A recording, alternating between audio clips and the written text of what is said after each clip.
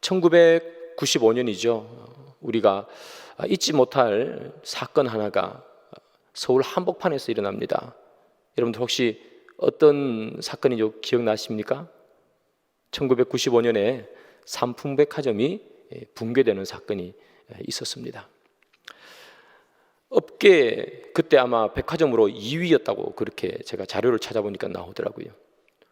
엄청나게 아는 화려했던 삼풍백화점. 저는 그때 서울에 살지 않아서 삼풍백화점이 어떻게 생겼는지 잘 모르는데요. 여러분들 아마 잘 아시겠죠.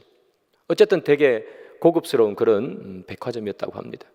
그 백화점이 하루아침에 그냥 다 무너져 버린 거죠.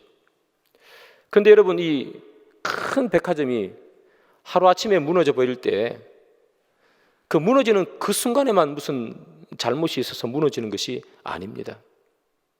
그 전에 무엇인가 잘못된 것이 계속해서 쌓여오다가 보니까 무너지게 되는 거죠.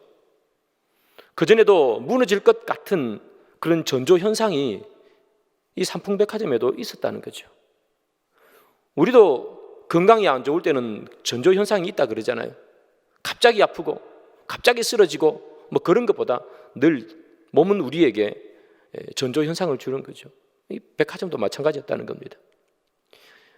그 붕괴되기 한 2개월 전 벽에 금이 가고 또 천정에 금이 가고 막 그랬대요. 그리고 한 1개월 전쯤에는 이렇게 천정에서 콘크리트 부스러기 같은 것들이 막 떨어졌답니다. 그리고 붕괴되기 얼마 전에는 이 공학자들이, 토목공학자들이 와가지고 지금 안전 진단을 해보니까 붕괴될 수도 있겠다, 그 경고를 했답니다. 수많은 전조 현상 그리고 경고가 있었음에도 불구하고 그 책임자들은 그것들 다 무시해버린 거죠. 그래서 백화점은 무너지고 말았던 것이죠. 여러분, 건물이 붕괴되는 것은 그 순간에만 이렇게 붕괴되는 게 아닙니다. 잘못한 것이 쌓여서, 그리고 붕괴될 것이라는 전조 현상을 계속해서 보내주면서 그렇게 무너지는 거죠. 오늘 우리가 본문에서 솔로몬 이야기가 나오는데요, 여러분들, 솔로몬은 처음은 상당히 긍정적인 그런 이미지로 성경에 다가오죠. 지혜의 왕, 하나님께서 너에게 무엇을 줄까? 이렇게 물어봤을 때 솔로몬은 다른 걸 구하는 게 아닙니다. 뭐 생명을 주십시오, 나를 힘들게 하는 적군을 무너뜨려 주십시오, 뭐 이런 기도를 한 것이 아니라 지혜를 주십시오. 대단한 것 아니겠습니까? 그 지혜를 달라는 것. 그래서 이 솔로몬은 지혜의 대표적인 대명사가 되지 않습니까? 그래서 솔로몬은 늘 우리에게 이 지혜의 그런 이미지를 우리에게 주고 있는 거죠.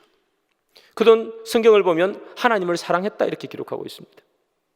하나님을 사랑했던 왕, 하나님 앞에 그 수많은 것 가운데서 지혜를 구했던 왕, 그게 솔로몬이죠. 그런데 시간이 흘러가면 이 솔로몬의 아름다운 이미지, 긍정적인 이미지가 부정적인 이미지로 바뀌어 버립니다.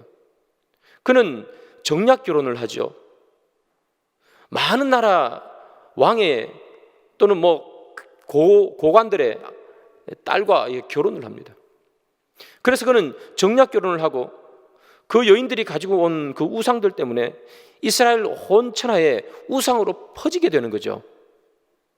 그래서 이 솔로몬이라는 이 사람은 처음에는 상당히 좋은 이미지로 있다가 시간이 갈수록 안 좋은 이미지, 우상을 섬기는 사람, 그런 이미지로 계속해서 바뀌어 버려요.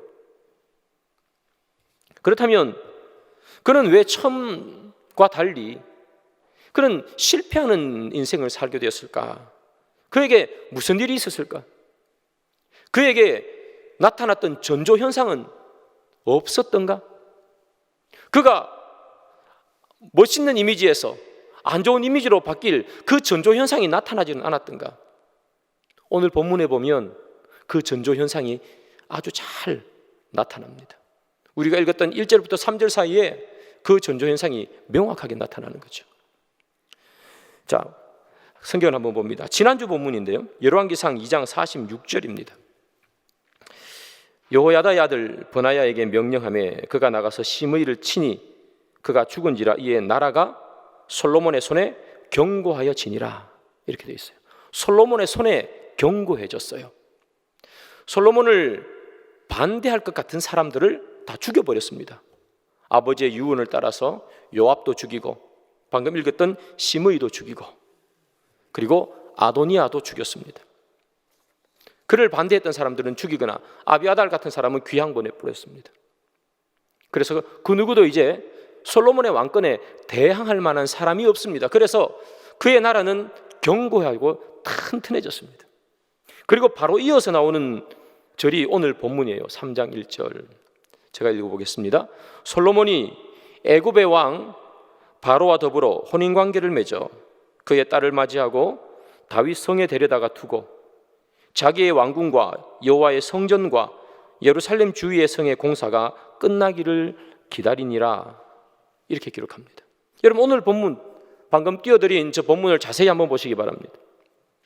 견고한 나라였다고 기록하고 있죠. 그 나라가 견고해지지 않는 사람의 눈에는 잘 보이지 않는 자그마한 균열들이 생기는 그 모습이 3장 1절에 나옵니다. 어떤 문장에서 그 균열을 여러분 보십니까? 3장 1절에 이렇게 기록되어 있죠. 애굽 왕 바로와 더불어 혼인관계를 맺어 이 구절이죠. 혼인관계를 맺어라는 말은 사위가 된다 하는 원문의 의미입니다. 애굽 왕 바로의 사위가 되었더라 하는 그런 이야기죠. 여러분 지금 이 솔로몬이 나라를 튼튼하게 만들었습니다. 견고해졌습니다. 아무도 그를 대적할 만한 사람이 없습니다. 그리고 난 후에 나라를 튼튼하게 한 후에 그가 처음 한 일이 뭐라고요?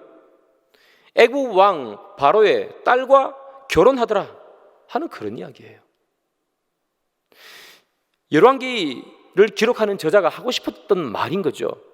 이런 말을 하고 싶었던 겁니다. 그냥 역사적으로 일어났던 사실, 그가 애굽 왕 바로의 딸과 결혼했다 하는 것을 적는 것이 아니라 이런 것을 적고 싶은 거예요. 그래서 그가 왕이 되고 난 후에 나라가 튼튼해지고 난 후에 이제 정신 차릴 만할 쯤 되어서 그가 처음 한 일이 애굽 왕 바로의 딸과 결혼하는 것이었대 이렇게 얘기하는 거죠. 그가 정적을 다 치고 이제 그가 왕권을 딱 잡고 그가 처음 하는 일이 애굽 왕 바로의 딸이랑 결혼하는 것이래. 여러분 이게 칭찬처럼 들리십니까? 아니면 단순한 역사의 기록으로 들리십니까? 아니면 비난처럼 들리십니까? 비난이에요. 지금 솔로몬은 나라가 튼튼해지자마자 뭐가 생기는 거예요? 균열이 생기는 걸 우리는 보게 됩니다. 하나님께서 성경 곳곳에서 애굽으로 돌아가지 말라, 애굽과 거래하지 말라, 너희들이 병마를 사기 위해서 애굽으로 가지 말라, 애굽과 관계 맺지 말라는 말을 수없이 합니다. 그런데 지금 이 솔로몬은 애굽 왕 바로의 딸과 결혼을 해버리는 거죠. 그렇다면 여러분 왜 솔로몬은 그녀와 결혼을 했을까요? 왜 하필 수많은 여인을 놔두고 애굽 왕 딸과 결혼을 했을까요? 이유는 하나입니다. 여러분 나라를 튼튼하게 하기 위함입니다. 애굽 왕과 사돈지간을 맺으면 애굽의 힘을 빌릴 수도 있지 않겠습니까? 나라를 튼튼하게 하기 위해서. 여러분 의도가 얼마나 좋습니까? 나라를 튼튼하게 한다는데요. 여러분 우리나라가 튼튼해지고 국방력이 강해지는 것을 싫어하는 사람이 있습니까? 나라가 튼튼한 것은 언제나 좋은 겁니다. 아주 선한 의도죠. 그런데 의도는 너무나 좋은데 방법이 틀린 거 아니겠습니까? 우리는 이것을 죄라고 부르는 거예요. 의도는 너무나 좋은데 방법이 틀렸다라는 거예요.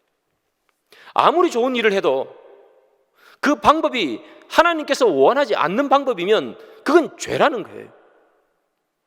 내가 주를 위해 무엇인가를 해도 방법이 틀리면 하나님께서 원하지 않는다는 거예요. 그것을 죄라고 부른다고요. 의도가 좋았다고 해서 그것이 선한 것이 아니라는 겁니다. 여러분 솔로몬이 아비나답의 집에 있는 언약궤를 옮기는 것을 여러분 잘 아실 겁니다. 의도가 얼마나 좋습니까, 여러분? 그 하나님의 언약궤가 그 아비나답이라는 사람의 집에 있다니. 다윗의 화려한 그 왕궁에 가장 좋은 곳에 모셔놓아야죠.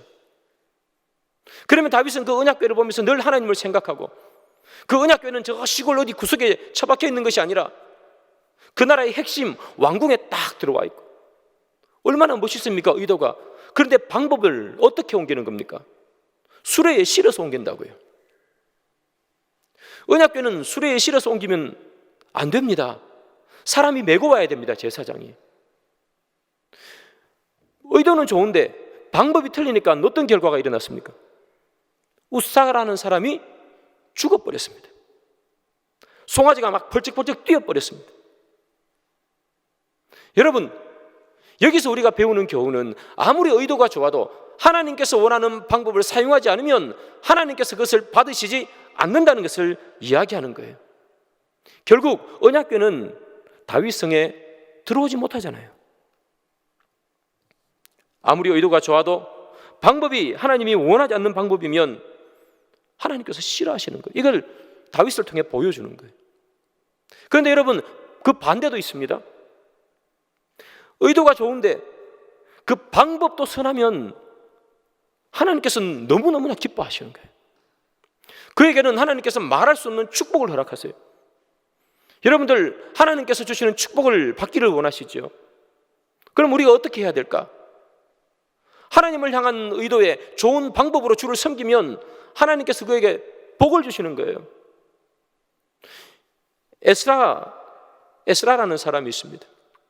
그가 바벨론의 포로로 끌려갔던 사람들을 데리고 예루살렘으로 오는 역할을 맡았습니다.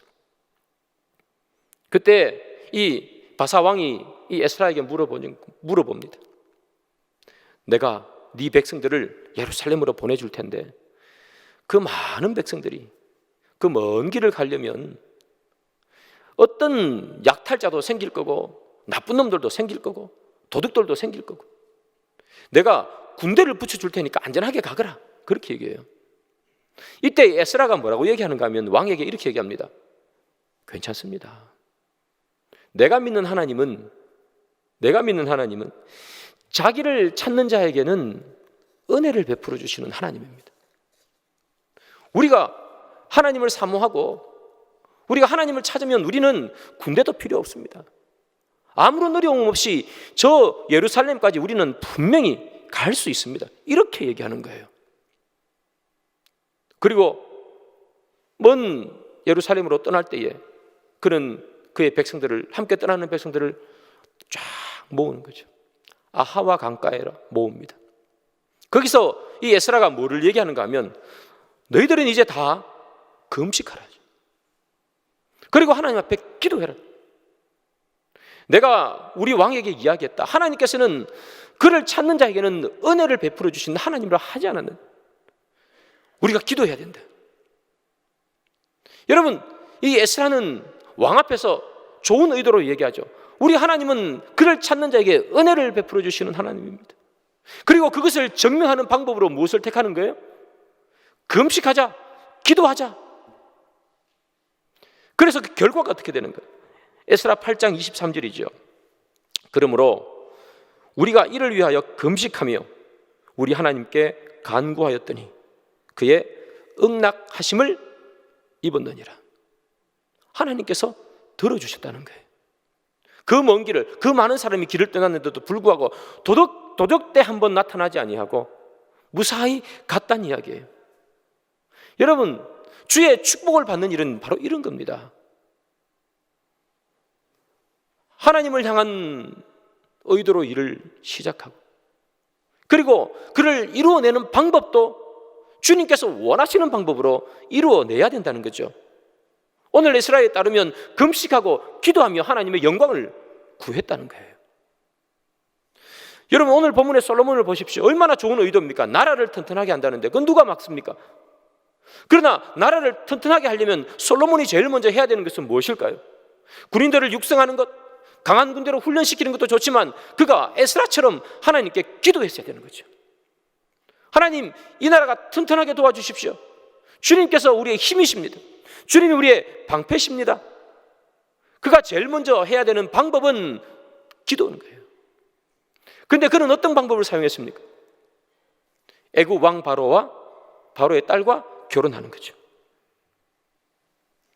여러분, 그 튼튼하던, 그 강력했던 이스라엘이 언제 무너질까요? 바로 이때부터 균열이 오는 겁니다. 아무도 예상하지 못했지만, 아무도 보지 못했지만 이때부터 균열이 시작되는 거예요. 여러분, 우리 믿음의 균열이 나타나고 있는지 아닌지 우리는 볼 수 있을까요? 내 믿음에는 균열이 생겼는가 생기지 않았는가 우리는 어떻게 알 수 있을까요? 예배도 잘 드리고 찬양도 잘하고 기도도 많이 하고 늘 봉사하고 얼마나 좋습니까? 그럼에도 불구하고 세상을 살아가는 방법이 하나님께서 원하시지 않는 방법으로 살아가면 그때 균열은 이미 시작되는 거예요. 하나님께서 원하지 않는 방법으로 돈을 벌고 그 돈으로 헌금을 하면 우리는 자꾸 잊어버려요. 하나님 앞에 헌금을 했기 때문에 하나님께서 기뻐하신다. 그렇지 않습니다.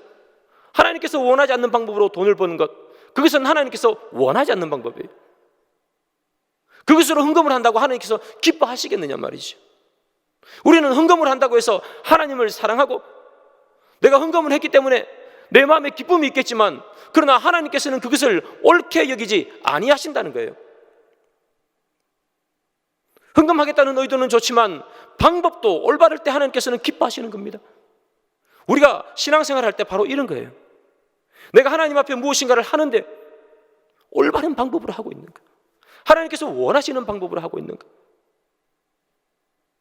내가 세상에서 더 높은 지위를 차지하는 것 해야죠. 그러나 그것 또한 하나님께서 원하시는 방법이 있단 말이에요. 뇌물을 주고 사람의 환심을 사고 그것이 옳은 방법이냐 말이죠. 우리가 더 좋게 하기 위해서 또는 주의 일을 하기 위해서 하나님께서 원하시지 않는 방법을 사용할 때 우리는 깨달아야 되는 거죠. 내 신앙에 균열이 오고 있구나. 주의 일을 한다고 해서 균열이 없는 게 아니라는 얘기입니다. 방법이 올바르지 않을 때는 균열이 오는 것이죠. 사랑하는 여러분, 하나님께 큰 축복을 받으시기를 원하십니까? 그렇다면 나를 보시고 내 삶에 지금 균열이 있는가? 나는 하나님께서 원하시는 방법대로 일을 하고 있는가? 여기 계신 모든 분들이 하나님께서 기뻐하시는 일을 다 하고 싶어 하시잖아요. 그렇지 않은 분이 왜 여기 있겠습니까? 그러나 나는 그 방법을 이루어 나가는 방법이 주께서 원하시는 방법인가? 에스라처럼 기도하고 금식하며 주의 일을 해가는가? 그렇다면 여러분, 우리는 하나님께서 이 에스라에게 주신 것처럼 응낙하심을 받았더라, 그런 은혜를 잊게 되는 거죠. 만약에 그렇지 않다면 우리 스스로를 돌아봐야 되는 거죠. 내가 착각하고 있구나. 내가 지금 균열이 가고 있었는데 주의 일을 한다고 해서, 좋은 의도로 한다고 해서 내가 균열이 없다고 생각했구나. 여러분, 이 솔로몬이 다스리는 이스라엘이라는 나라에 균열이 오기 시작했습니다. 애굽 왕 바로의 딸과 결혼하는 것. 그런데 여러분, 이 열왕기상 기자는요, 이 솔로몬의 믿음 이스라엘이라는 나라에 이 균열이 생기는 것을 계속해서 기록하고 있어요. 2절, 3절에 한번 볼까요? 그 전조 현상이 어떻게 나타나는가? 열왕기상 3장 1절 아까 읽었는데요, 다시 한번 읽습니다. 솔로몬이 애굽의 왕 바로와 더불어 혼인관계를 맺어 그의 딸을 맞이하고 다윗 성에 데려다가 두고 자기의 왕궁과 여호와의 성전과 예루살렘 주위의 성의 공사가 끝나기를 기다리니라, 이렇게 기록하고 있습니다.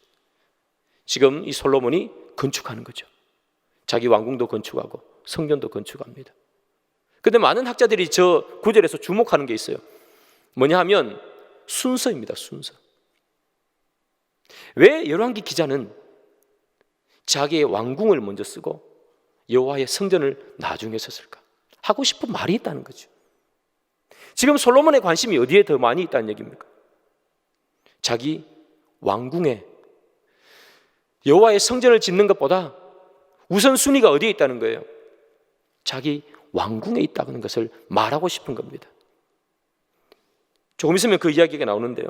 여러분, 열왕기상 6장, 7장을 보면요, 성전이 건축된 그런 것을 기록하고 있어요. 그런데 이 솔로몬이 자기 왕궁을 건축한 그런 시간이 성전을 건축한 시간에 약 2배나 더 많이 들어요. 더 공을 들였다는 이야기예요. 이게 지금 열왕기 기자가 쓰고 싶은 이야기예요. 솔로몬의 관심이 어디 있는가?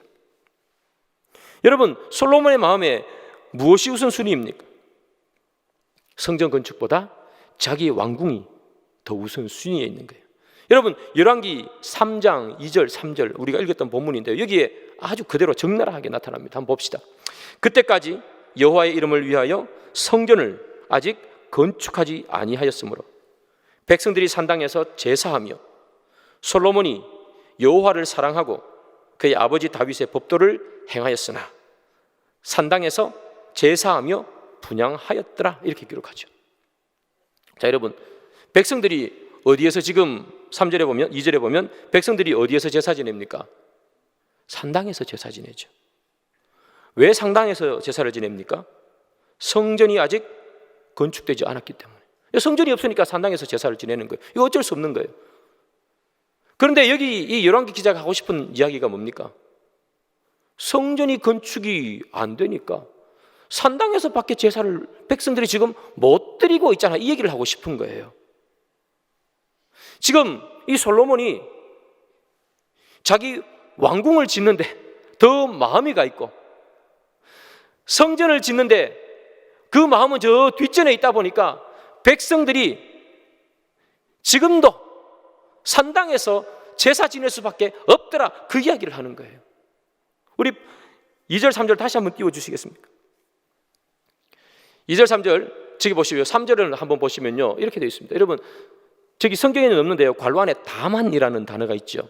지금 원문에는 있는데 우리 성경은 없어요. 다만 솔로몬이 여호와를 사랑하고 그의 아버지 다윗의 법도를 행하였으나 다만 산당에서 제사하며 분향하였더라. 왜 산당에서 제사하며 분향했을까요? 왕궁 짓느라고. 성전은 뒷전이니까 산당에서 제사 지내고 분향했다는 거예요. 여러분, 저것이 우리에게 주는 교훈이 이런 거예요. 본문 보십시오. 솔로몬이 여호와를 사랑하고 그의 아버지의 법도를 행했다고 되어 있잖아요. 솔로몬은 여호와를 사랑했어요. 하나님은 싫어한 게 아니에요. 하나님이 싫어서 자기 왕궁을 먼저 지은 게 아니라는 이야기예요. 여전히 그의 마음에는 하나님을 사랑하는 마음이 있어요. 그런데 뭘 더 사랑한다는 얘기예요? 자기를 더 사랑한다는 이야기예요. 신앙의 균열이 여러분 어디에서 올까요? 신앙의 균열은 하나님을 사랑하지 않는 데서 오는 게 아닙니다. 하나님을 사랑하지만 그러나 다른 것을 더 사랑할 때 그때 신앙의 균열이 와요. 그런데 우리는 그것을 몰라요. 왜? 여전히 하나님을 사랑하고 있다고 생각하니까. 그래서 신앙의 균열은 거기서부터 오는 것이죠. 그는 여호와를 사랑했습니다. 그러나 자신을 더 사랑했다는 말입니다. 여러분, 자신을 사랑한다고 하나님을 사랑하지 않는 게 아니에요. 분명히 그는 하나님을 사랑했어요. 그런데 자신을 더 사랑해버렸다는 얘기죠. 이것이 균열의 시작입니다. 하나님을 사랑하고 있기 때문에 자기가 하나님보다 더 사랑하고 있는 것이 있음에도 불구하고 그것이 균열인지 모르고 그것이 죄인지 모르고 거기서부터 균열은 시작되는 거예요. 이것은 여러분 하나님을 사랑하는 게 아니에요. 그것은 죄라고 성경은 이야기하는 거죠. 우리가 착각하면 안 되는 겁니다. 우리가 예배를 잘 드리고 하나님을 사랑하는 마음이 내 마음속에 가득 있다고 내가 하나님을 사랑하는 게 아니라는 이야기예요. 하나님보다 더 사랑하는 게 있으면 하나님보다 더 사랑하지 말라 그러잖아요. 하나님보다 더 사랑하는 게 있으면 그것은 죄라는 거예요. 하나님을 사랑하고 있다는 것으로 속지 말라는 거예요. 믿음이 좋다고 속지 말라는 거예요. 여러분, 2년 전쯤입니다. 2년 전쯤에 아주 유명했던 드라마가 하나 있었습니다. 저도 이 드라마 끝까지 본 건 아닌데요, 어쩌다가 뭐 한 번씩 이렇게 본 적이 있는 드라마입니다. 부부의 세계라는 드라마입니다. 혹시 보신 분 한번 손 들어 보십시오. 예, 아마 많을 것 같은데 잘 안 드시는 것 같아요. 부부의 세계라는 드라마죠. 거기 보면 내용이 뭐냐면요, 어떤 남자가 한 명 있는데 결혼한 남자죠. 그런데 그 사람이 이제 바람을 피우는 그런 내용이에요. 다른 여자랑 바람을 피우죠. 부인이 처음에는 잘 몰랐어요. 잘 지내다가 어느 날 갑자기 남편이 이상해요. 그러다가 결국 남편이 바람 피운다는 사실을 우연찮게 발견해내요. 그리고 확인까지 했어요. 그리고 자기 이 남편과 어떻게 하다 보니까 이렇게 만나게 됐어요. 그러면서 이야기하죠. 이야기하는 중에 이렇게 이야기합니다. 이혼하겠다고. 뭐 그럴 수 있죠. 이혼하겠다고. 그러니까 그 남자가 하는 말이요, 참 명대사입니다. 가슴을 훅 뒤집어 놓는 말을 하죠. 난 이혼할 거야. 이렇게 얘기하니까 남자가 이렇게 얘기합니다. 나도 실수한 거 인정해. 이렇게 얘기해요. 하지만 이혼이라니, 내가 가족까지 버리려고 그랬던 것은 아니야. 사랑에 빠진 게 죄는 아니잖아. 이렇게 얘기해요. 연기가 좀 서툴렀습니까? 사랑에 빠진 게 죄는 아니잖아. 여러분 기억나시죠? 이 드라마 보신 분. 사랑에 빠진 게 죄가 아니래요. 아내를 여전히 사랑한답니다. 이런 대사도 있어요. 정말 미치겠어. 아내도 사랑하는데 이 여자도 사랑한다는 거예요. 두 명 다 동시에 사랑하니까 나도 미치겠다고 얘기해요. 여러분, 아내를 사랑하고 있는데 다른 여자를 또 사랑하고 있어요. 이게 맞는 말입니까? 틀린 말이죠. 아내를 안 사랑하는 거죠. 지금 바람 피는 그 여자도 사는 게 아닙니다, 여러분. 둘 다 사랑하는 게 아니에요. 그 자기 만족이죠. 하나님을 사랑하면서 다른 것을 더 사랑할 수 있을까? 그게 옳은가? 사랑에 빠진 게 죄는 아니잖아. 여러분, 하나님 앞에 두고, 하나님, 내가 하나님 말고 다른 사람 또는 다른 대상과 사랑에 빠진 게 죄는 아니잖아요. 이렇게 얘기하는 것과 똑같은 거 아니겠어요? 여러분, 우리가 실패하는 부분이 다 이런 부분입니다. 내가 하나님을 사랑한다고 생각하는 것, 내가 분명히 하나님보다 더 사랑하는 게 있는데도 불구하고 내가 하나님을 사랑한다는 그 마음 때문에 그것이 죄가 아니라는 것, 그렇게 생각하는 것, 나는 신앙생활을 잘하고 있다고 생각하는 것, 그것이 균열의 시작이라는 거예요. 여러분, 구약 이스라엘 백성들이 하나님을 사랑하지 않은 게 아닙니다. 여러분, 이스라엘 백성들 하나님 정말 사랑했습니다. 그런데 하나님 말고 또 사랑한 것이 있어서 문제인지요. 언제 이스라엘 백성들이 막 하나님의 불평불만은 했지만 그들이 하나님을 미워하고 제사를 안 지내고 그런 적이 어디 있습니까? 늘 제사 지냈지요. 늘 성전에서는, 성막에서는 제사의 연기가 피어올랐지요. 그들은 하나님을 사랑했습니다. 그런데 다른 것도 사랑했습니다. 그래서 그들은 그것이 죄라고 생각하지 않았습니다. 왜? 하나님을 사랑했기 때문에. 그런데 하나님께서는 그것이 죄라고 얘기하지 않습니까? 너는 좁은 길을 가라. 양다리 걸치지 말라는 얘기입니다. 여러분, 사랑에 빠진 게 죄는 아니잖아. 이것이 어찌 보면 우리 신앙생활의 삶의 방식일 수도 있습니다. 하나님을 사랑하고 한편으로는 세상을 살아가면서 하나님을 사랑하고 예배를 드리고 찬양을 드린다는 이유로 내가 하나님 앞에 잘못된 삶을 살지 않다고 생각하게 만드는 것, 이때부터 우리 신앙은 균열이 있게 되는 거죠. 사랑하는 여러분, 오늘 본문에 보면 솔로몬은 나라가 튼튼하며 하자마자 균열을 일으킵니다. 바로의 딸과 결혼하고, 그리고 성전을 짓기보다 그의 왕궁을 짓습니다. 백성들은 성전에서 제사 드리고 싶은데 그냥 산당에서 제사 지내게 뇌버려두고 자기 성전을 짓습니다. 오늘 본문을 보면 이 솔로몬은 신앙의 균열이 확실하게 드러납니다. 그러나 그의 눈에도, 다른 사람의 눈에도 그걸 보지 못합니다. 왜냐하면 의도가 좋았기 때문입니다. 나라를 튼튼하게 하기 위해서. 여전히 하나님을 사랑하고 있기 때문입니다.